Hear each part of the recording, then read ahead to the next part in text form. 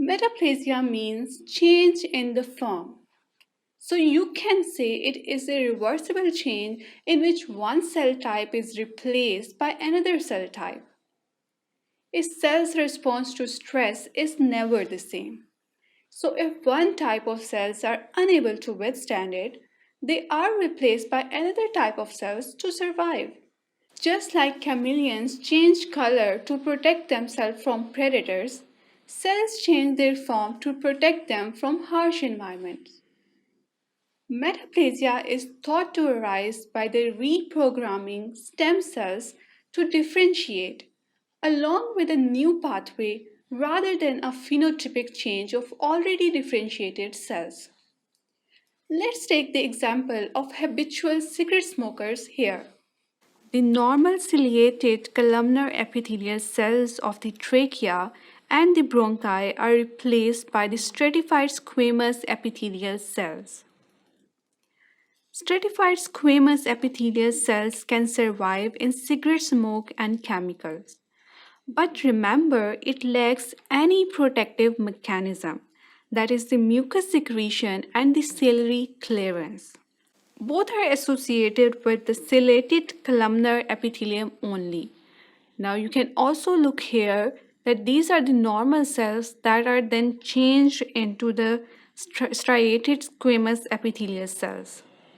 Epithelial metaplasia is therefore a double-edged sword. Moreover, the influences that induce metaplastic change, if persistent, may predispose to malignant transformation of the epithelium. In fact, squamous metaplasia of the respiratory epithelium often coexist with lung cancer, composed of malignant squamous cells. It is thought that cigarette smoking initially causes squamous metaplasia, and cancer arises later in some of these altered foci. Since vitamin A is essential for normal epithelial differentiation, its deficiency may also induce squamous metaplasia in the respiratory epithelium. Now take the example of chronic gastric reflux. Metaplasia not always occur in direction of columnar to squamous epithelium.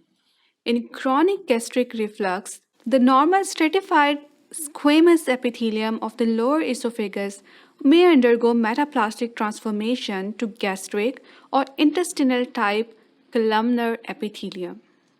Metaplasia may occur in the mesenchymal cells, but in these situations, it is generally a reaction to some pathological alterations and not an adaptive response to stress. For example, bone is occasionally formed in soft tissues, particularly in foci of injury. So now you have got the answer of question how cells respond to stress. Basically in four ways: hypertrophy, hyperplasia, atrophy, and metaplasia. Now you know that hypertrophy is increase in the size of the cell. Hyperplasia increase in the number of the cells. Atrophy, that is, decrease in the size of the cell, and metaplasia, change in the form of the cell. So if you have any further question, comment down below and stay tuned to sqadia.com.